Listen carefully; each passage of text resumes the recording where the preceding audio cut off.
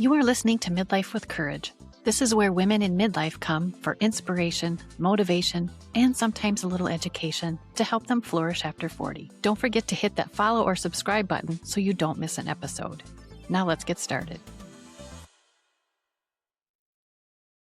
Hello, everyone, and welcome back to Midlife with Courage. I am Kim Benoit, your host. I'm so happy to have you all here. I am so happy also to have my guest with me here today. Her name is Toni LaMotta. Welcome to the podcast, Toni. Thanks so much, Kim. Delighted to be here. You are an inner compass coach, and we're going to talk about what that means. But you are talking about the vows that shut out our inner knowing, or our vows of obedience. What does that mean? Well, you need to know a little bit about my story to see why we use that. And I am a former Catholic nun. I mean, very former. It's many, many years ago, but I did spend 16 years in the convent. And in the convent, you take a vow of obedience, which says, don't trust yourself. Listen to the outside authority. Follow what someone else is saying. And Wow. I don't know if they really meant that, but I certainly lived that way. I shut down all of my own knowing and I began just listening and following the rules and following what everyone was telling me to do. And I thought that would make me holy. You know, it was the right thing to do. When I eventually left after the 16 years, I started exploring all kinds of teachings and I really began recognizing that my inner voice really was leading me in the right directions when I learned to listen.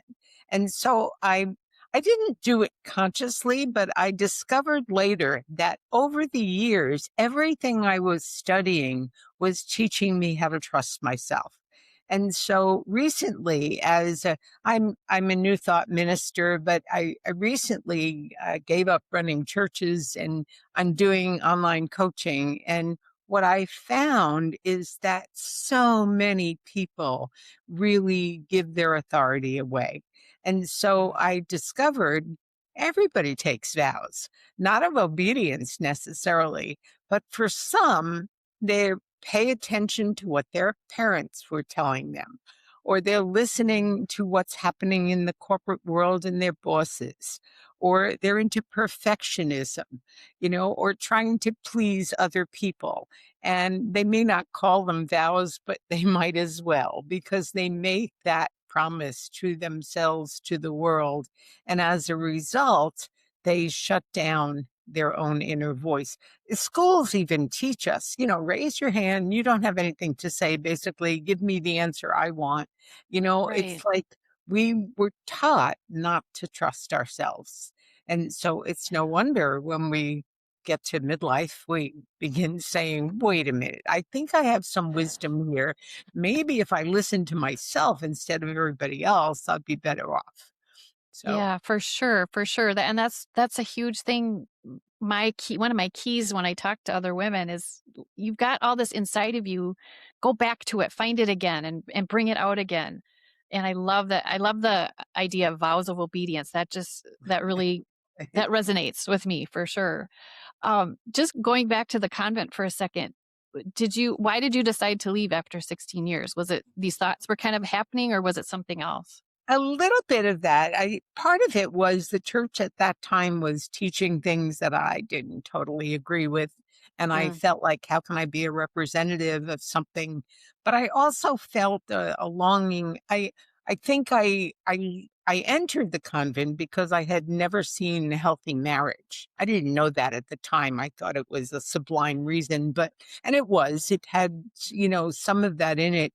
But I grew up in an Italian family where the men said, when I say jump, you ask how high on the way up. And so, I never wanted to be married. And I think that was a default. I also always wanted to be a priest. I felt that calling from the time I was a little child. I mean, it was like, yeah, that's who I am. And of course, that didn't happen and may never happen. So when I left, it was kind of a natural progression. What I've discovered recently when I'm looking at this whole inner compass is that I teach something called the Enneagram, which is it's more than a personality typing system. It really is a tool for spiritual growth. And what I Mhm. discovered is that type 6 is the type that's always worried, that's always waiting for the next shoe to drop, that doesn't trust themselves, although we all have a taste of that in us. And they're looking for outside authority to tell them what to do. They're looking for who to Mhm. trust. So I had lived for years in the perfect 6 environment, and I'm not a Ah. 6. So it was like I'm a freedom lover, I'm a 7, and therefore, I was a round peg in a square hole, and I guess I started to feel that more and more, Mhm. and so I don't think I knew that consciously, but there was something there that caused me to say, "This isn't the right life," and so Yeah. I want continued my devotion to spirituality, to God, to, that didn't change. And I have a great deal of honor for what I learned and for the past. I don't have Mhm. negativity or regret. Mhm. It just wasn't where I needed to continue to be. I Mhm. believe that everything that happens in life is meant and it's Yeah. gift. So I Yep. see that in my own life. And now I see, oh my God, you're the perfect person to teach this because you lived it and it didn't Yeah. satisfy you.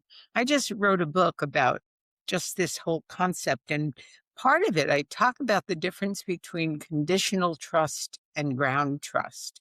And conditional trust says, who out there or what system can I trust and follow? And that's what Hmm. many people look for. It's like, where do I belong? How can I fit in? Who do I trust? But ground trust says, I know within me that everything Uh, is okay. And no matter what happens, I'm going to land on my feet. And so I was living in conditional trust as a ground trust yeah. person. And now I teach Uh, people, notice the difference when you're seeking something. I mean, I don't even like the term spiritual seekers when people say they're seeking. Stop seeking. You know, I have found, and it pivots, it changes. It doesn't mean you stay in the same thing, but it's like I'm not looking outside anymore for what I mm. need to believe, what I need to think, who I need to follow. It's Mhm. all within, and I'm led to the groups and to the people that I need to be with. And it's Yeah. true for all of us when we learn to listen. Yeah, when we go inside, we find what we need and that Exactly. radiates out and yeah, we attract what we need. Interesting to me that you said you were conditional from the outside and you were in that convent for 16 years. How strong that must have been to keep you there that long? That's important because as you said, we're talking about how we go to school and we're told to do this. We go to church, we're supposed to do this and blah, blah, blah, blah. How strong that is in our lives. It's incredibly strong. I find so many people who are in the wrong church environment, for example, and struggle to leave because that's their community. That's where their foundation has been. That's where, their friends are. And they're knowing that something's not right. It's Yeah. really challenging. And the same thing for me. I loved a lot of things about the religious life. Mm. It was a very comfortable existence. You didn't have to worry about things, basically. You were being taken care of. That's Right. a lovely piece. And the prayer life was really beautiful. And I lived in a community called Divine Compassion. Just the Mm. words alone, it's just Yeah. very special. And there were a wonderful group of people, but it was ultimately not the right life for me. And, Yeah. that doesn't mean there's anything wrong with it, but I learned that there's another way. And I'm so grateful that I now have that understanding when clients come to me and say, "Oh God, you don't know what it feels like." I'm like, "Yes, I do." Actually, I And do. I can probably help you because I have some tools that I've learned over the years and I can share them with you. And I find Yeah. that when I do, people are like, "Oh, wow, I can learn to listen." And it Yeah. does work. So, Yeah. I love that. So tell us about how you left that part of your life and you're heading towards this inner compass idea. Tell us about that. How did you get there? Where did you start? Well, you're called Midlife with Courage. So let's talk about midlife crisis. I was Mm, 33 when I left, and I went through a very dark night and a very big mm, crisis. Who am I? Where do I belong? What should I be doing? I actually got a degree in math because the convent needed math majors, not because I loved it. And oh, wow. so I went and became a computer programmer. I mean, you know me 5 minutes and you can tell that's not where I belong. But I already know. I'm like, no. yeah, no, and most people like, "You what?" However, and when I mentioned gift before, computer programming taught me to trust the computer and to know that I can't do a whole lot of damage. Now I work online. I know all kinds of things about computers and do all this work that most people my age shy away from. So it's like, "Oh, that's why that happened," you know? And I went from there to working in a company where I taught people how to use computer programs. So Mm, a little better set off. But I was in an organization where they were heavy drug users and there were all kinds of challenges that I didn't join in. So I didn't fit there either.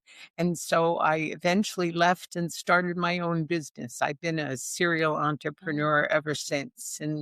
But it nice. was quite a challenge. And I'd call it my midlife crisis for a good 10 years. Yeah. Like, who am I? What am I doing? And eventually, when I met the New Thought Church and began getting involved there. I'm like, oh God, do I have to do this? But I guess I'm called to ministry again. So I eventually, I took that on and started running churches and loved that too. That was Mm, a very a very productive time and learned how mm, to be with people, listen to people. I think it mhm. it taught me all the skills that I'm currently using. Yeah. I think that brings up too, I think in midlife, a lot of times my own journey, something will come in that I think, well, I can't do that. That's not me. But then I'll try it and like, oh, wait a minute. Yeah, it is. Like, oh, I love this. Is that kind of along the lines of what happened? Yeah, well, it's interesting. One of the things that I have studied over the years, integral theory, and it Mm, talks about it's a whole other bowl of worms we won't go to right now, but it teaches us that the more we're open to different perspectives, the more possibility we see, the greater our growth and maturity. And mm, so what I have discovered is that when I allow myself like to open to something new, to try something new, it is amazing what can happen. And I mhm, don't have to be stuck. And I think that's the other thing. People who are in midlife right now were born in a time where you were supposed to stay in the same job. And, my father was panicked when I left AT&T. How could you leave such a, prestigious company that is solid and anyway, yep, and those were risks. And, some of them didn't pan out so well. I went through some struggles over it. However, sure. Edison took 1,000 times to create the light bulb. It's never failure. It's just another thing that isn't working and Right. find the one that does. So yeah, I Yeah. think midlife is an opportunity to redirect our lives and say, is what I'm doing who I am? Is this really serving my purpose? Does this make me happy? And one of the things I had the opportunity to speak online at a church this past Sunday, and I said to them, I'm going to challenge you. If something you're doing doesn't give you joy, give it up. Only Mm. do what gives you joy. Wow. You know, and that's the criteria is should I do this or not? Does it give me joy? Does it fit my purpose? And those are powerful questions and scary because it often means switch where I am, what I'm doing. And And I think so many of the women listening out there can relate to that. And yeah, we do. We get to this midlife, and I guess I'm not quite sure what it is, but we just realize I don't have to be doing the same thing I've been doing. I left a 27-year nursing career and I thought, "Oh my gosh, that's going to be so upsetting." Like, no, I loved it. It was awesome. Like, check, did that, done. On to the next. A woman listening who says, "Okay, I know that this whatever I'm doing is not bringing me joy. What do I do next?" Then what? Well, I don't recommend doing what I did. I just cut one thing off and started another. And, I think sometimes we can, I love the title of your podcast is Midlife with Courage. And by the way, in the Enneagram world, the opposite of not trusting yourself is living with courage. It's exactly what Mm. happens when you learn to trust your inner compass, when you learn to trust. So I would suggest taking small steps to begin listening within. And and here's a technique. This is something that I often teach the people when I first meet them. And I learned it from a woman named Sonia Choquette. She is an amazing intuitive that just brilliant teacher. And she said, we all have two voices in us. And in Catholic school, I learned it was the devil and the angel, but I think that her metaphor is we all have a barking dog and a spirit voice. And we need to start noticing which one is speaking.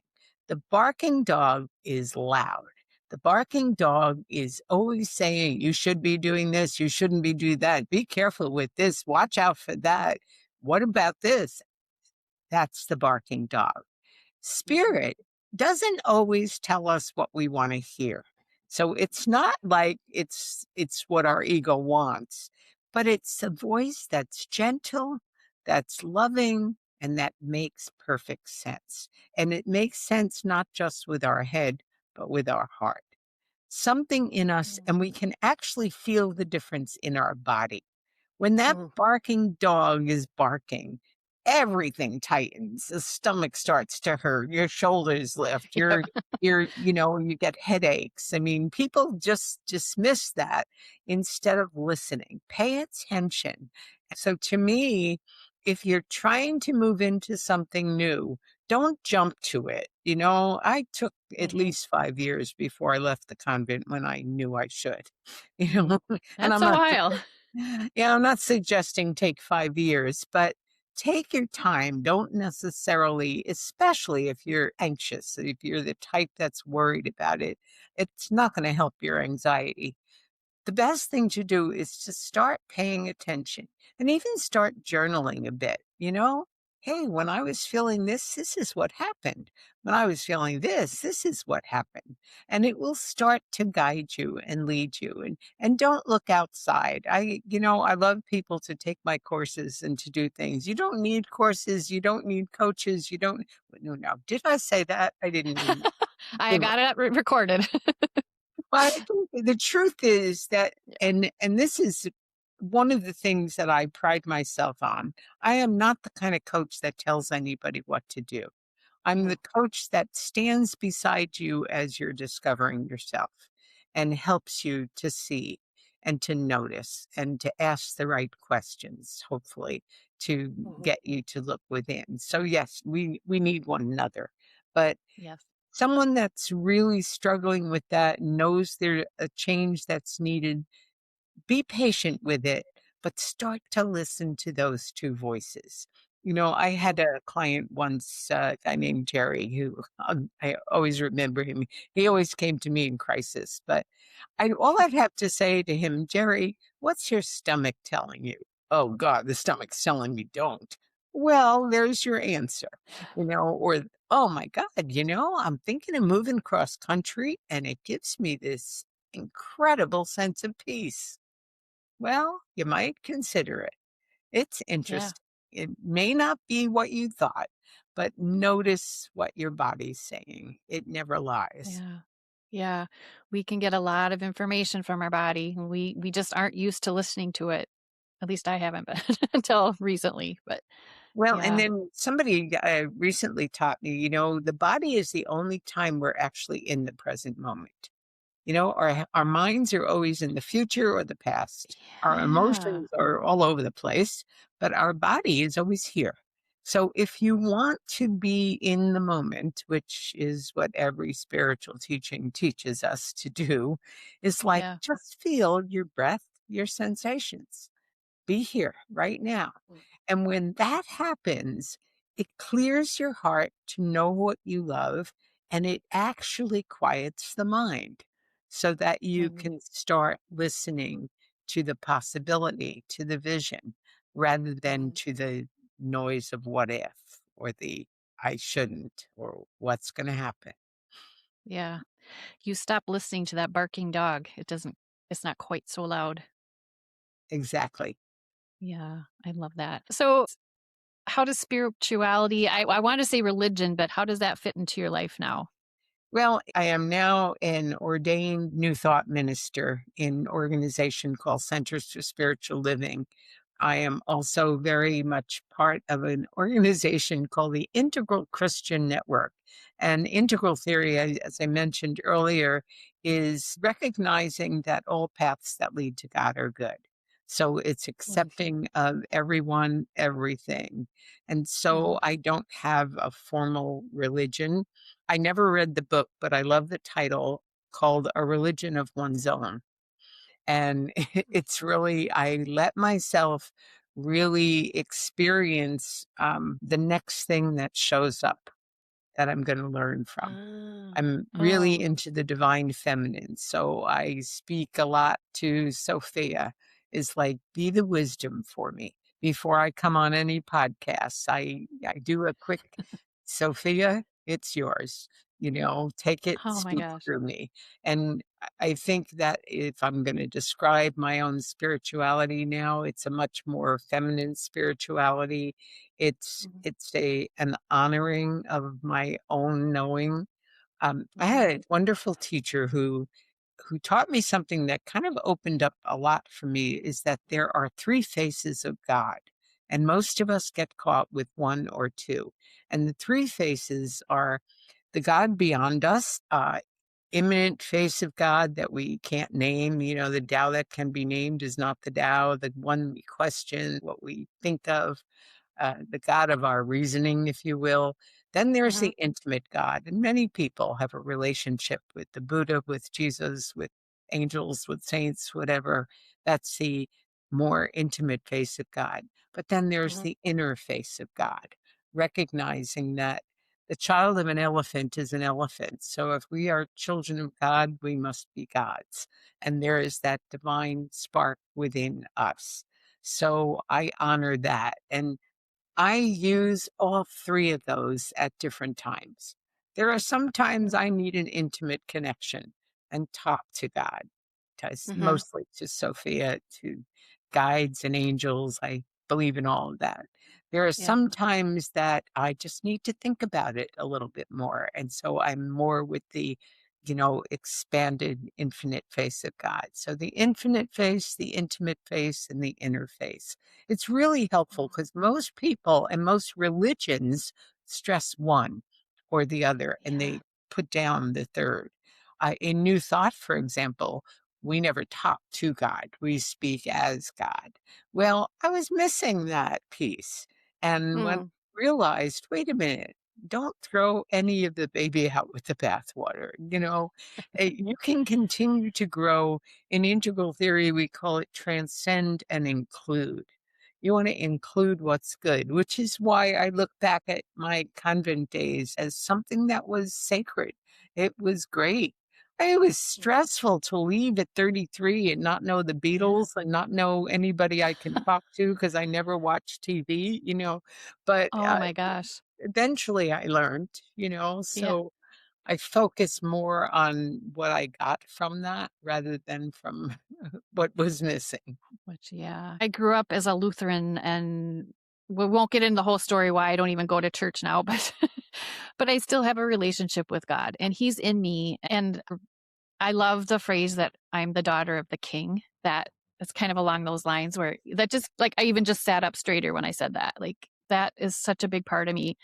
And I don't really feel like I have to go into a building every week and do all the usual things that I we love it. are supposed to do. There was a period in my life I wrote some music and was very involved in the Catholic Charismatic, and I wrote a song called "I'm the King's Kid." And Ah, I used to teach that to all the kids. They loved it. I'm the king's kid. yeah, And I still see that, although I'm more the queen's daughter now, but it, yeah. a little bit of both. And we don't have to throw away what we learned, but we don't also need to look for what I called before the conditional trust. It's not Mhm. like, you know, I give you an example. When I was in the convent, we had a rule called grand silence. At a certain hour of the night, you weren't even allowed to look at another person.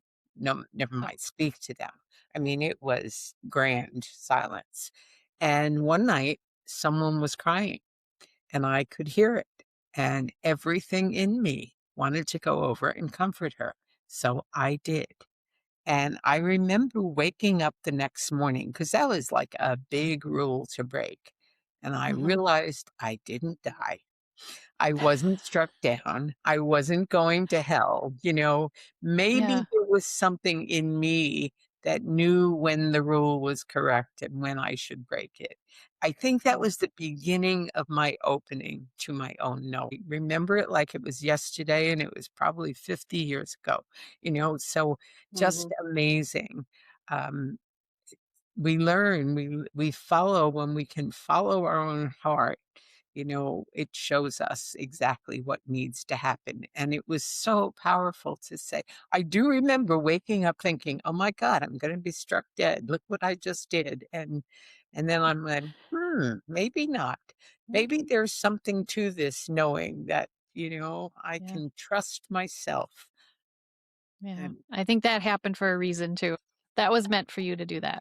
I love that. uh, Well, Tony, you've talked about that you're a coach, you're inner compass coach. How would people learn more about what you do, and maybe tell us a little bit about how you help other people? the simplest way of getting in touch is to go to my website and sign up for the newsletter.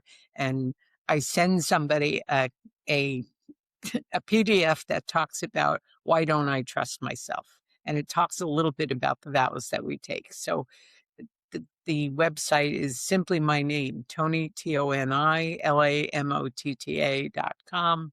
And they Perfect. can sign up right there. There's lots of good information on the website as well.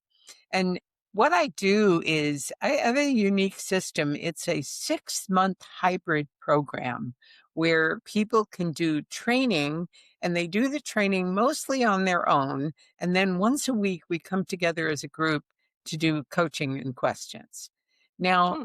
very often when somebody's not quite ready to do 6 months, I just invite them into any one of the trainings, anything that I'm teaching at the time. That, for example, this month I'm starting something on a visioning process, learning the difference between visualization and visioning. Visualization is this is what I want, and I'm going to see it until I get it. Visioning Uh-huh. is I'm going to find out what I really want, what God wants. Oh. Very Oh, that just gave me goosebumps. it's a very powerful process, and Yeah. we do that for 6 weeks, and then every 6 weeks or so I start a different module on, so people can come in at any point. They can come in and just do one or join the entire 6 months, which obviously is where the biggest transformation happened. I'm watching the people that are with me now that we're into like the fourth month, and one of them came back from a conference where she said, I gave myself away, Toni, and I listened to what everybody told me was true about me. And then I went, my inner compass wouldn't say that. And I howled laughing and thought, yes, you're getting it. And she said, Hey. I'm believing in myself a lot more, and I know I can trust myself. And I'm like, this works. And it's not an overnight thing. You don't all of a sudden go from not trusting to trusting everything, but you Right. can learn techniques, and I have some powerful trainings that I've learned over the years. I only wrote one of them. The other four are things that I've learned from other people that I Huh? I now incorporate. So Okay. Wonderful. Well, so yeah, so listeners, if you are interested in that, go to her website. And you don't just work with midlife women, correct? You work with Yeah, with anyone. Anybody? Yeah. However, the Yeah. people that are most attracted are usually midlife women or Yeah. some older. My oldest client was 94. He Really? made her transition at 95, but she came to every training I ever did. It was amazing. Wow. And Kim, I'll tell you a wonderful story. We knew she was making her transition. And so I held a memorial for her online, and she was present for it. It was amazing, Oh, amazing experience, and just that was my, my last gift to her and the last teaching. And when I asked her what she was doing, knowing these were her last days, she said, "I'm going over all the notes of the classes that you've taught." I mean, it's like, oh my God, I was so moved. I mean, she, dear to my yeah. heart, never stopped Yeah. learning, never stopped growing, and Oh my I gosh. contributed so much every time she would come to a class. Her wisdom was Yeah. incredible. I was gonna say, I bet the other people who were in her realm too were just like so benefited from that so much too. Totally, Yeah. totally What a touched. gift. Yeah, Wow. Very yeah. powerful. Very powerful. Yeah. Well, Tony, I feel like we could just keep talking, but we have to end this. Before we go, is there any one last little piece of advice you'd give the women listening? I did a podcast yesterday, and they asked the exact same question, and I wound up saying, "Take life more lightly." It's like we need to live with a lot more joy. Shut off the news, stop paying attention to all the horror that's going on around us at the time, and start listening to that voice of spirit and start Yeah. being that person who can live. And I'm not saying deny what's going on or ignore the pain, but I'm looking at, being more gentle with yourself. Find something to laugh at every day. I mean, I look on little YouTube videos and make sure that I'm laughing and just allowing life to be joyful. Yeah. Love that. I love that so much. I'm trying to do that. Well, Tony, thank you so much for joining me today. This has been a great conversation. We'll talk to you soon. You've been listening to Midlife with Courage. If you liked what you heard, I would love it if you would leave a review. Or even better, send a link of this episode to a friend. Until next time, take care of your beautiful self.